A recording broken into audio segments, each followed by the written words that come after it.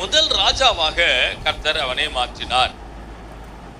இங்க இருக்கிற அநேகரை கர்த்தர் அபிஷேகம் பண்ணியிருக்கிறார்.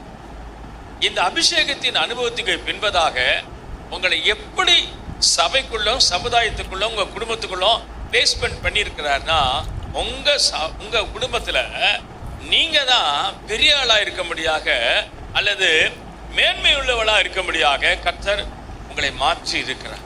இது உங்களால உண்டானதல்ல, தேவனாலே உண்டான ஈவு. ஹல்லேலூயா. அப்ப மற்றவங்களா இருக்காங்க, எல்லாருக்கும் வித்தியாசம். இவங்க இந்த சகோதரி வித்தியாசமா இருக்காங்க. காரணம், பெனியேல் திருச்சபைக்கு போனதுல இருந்து இந்த அபிஷேகத்தை பெற்றதுல இருந்து இவங்க வாழ்க்கையில ஒரு பெரிய வித்தியாசம். தேட போனதெல்லாம் இவங்களை தேடி வருகிறது. கழுதைகளை தேடி போனவன் தானாக 2 மனிதர்கள் கழுதைகளை கொண்டு வந்தான். கழுதையை பற்றி காரியம் இல்லை. இப்பொழுது ராஜாவாக கர்த்தர் இவனை அபிஷேகம் பண்ணுகிறார்.